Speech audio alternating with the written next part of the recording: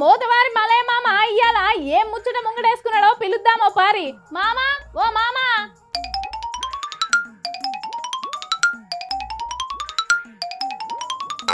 మా మామేంది మూతికి మాస్క్ పెట్టుకొని బస్ స్టాండ్ కాడ కూర్చున్నాడు. ఎటు పోతాడు కావచ్చు. ఓ మామ నిన్నేనే పిలిచేది, ఎటు పోతాను? ఆఫీస్కి రావా? అరే నువ్వారే బుజ్జి, నేను ఎటు పోతాను అటెంక చెప్తా గానీ నువ్వు ముందుగా మూతికి మాస్క్ పెట్టుకో.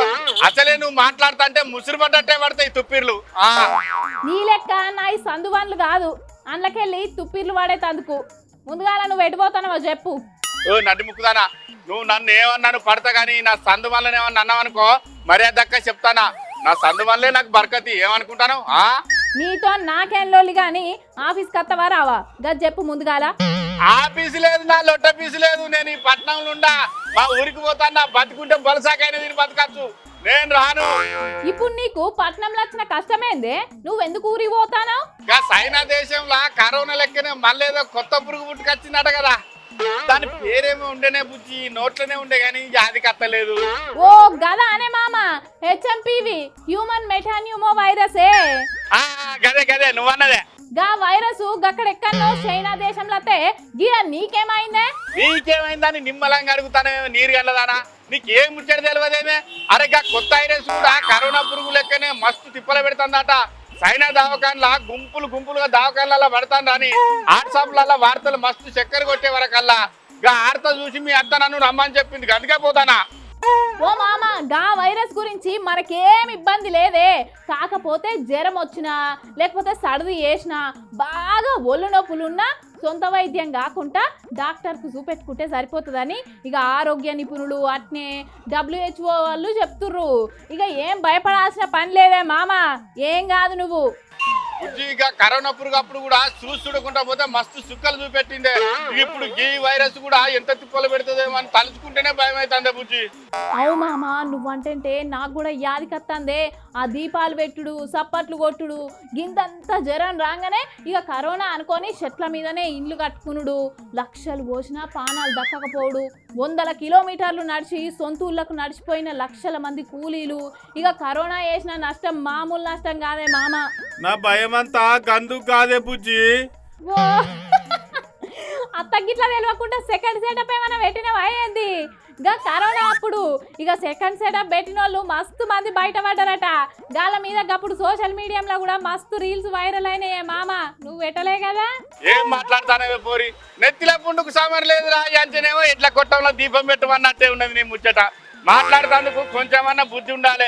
ఈ ముసల్తానానికి ఇక నాకు ఆ సోకు ఒక్కటే తక్కువైంది. ఇక మరి ఇంకా దేనికి భయపడతానో చెప్పు నువ్వే. కరోనా పురుగు చేయంగా చిన్న చిత్క వ్యాపారం చేసేటోళ్ళ బతుకులు అన్ని బజారు మీద పడిపోయి ఆగమైరి. ఇక సందిట్ల సడేమి అన్నట్టు కరోనా పురుగును మేం బంద్ చేస్తామంటే మేం తక్కువ చేస్తామని నకిలీ మందులు పుట్టుకొచ్చాయి. గల్లీకి ఒక డాక్టర్ తయారయ్యాయి. ఇక పెద్ద పెద్ద దవాఖాన ముచ్చటైతే చెప్పవశం లేదు. మళ్ళా గట్లనే ఈ వైరస్ పేరు చెప్పి ఎంతమంది నకిలీ మందులు తయారు చేసేటోళ్ళు, ఎంతమంది నకిలీ డాక్టర్లు పుట్టుకొస్తారో అని భయం అవుతుంది బుజ్జి. ఇప్పుడు గట్లేం జరగదే, నువ్వేం ఫికర్ పడకు మామ. అసలు గా హెచ్ఎంపీవి వైరస్ మన తానికి ఇంకా రానే రాలేదు. రాకుండా కూడా కేంద్ర సర్కారు అలర్ట్ అయ్యిందే.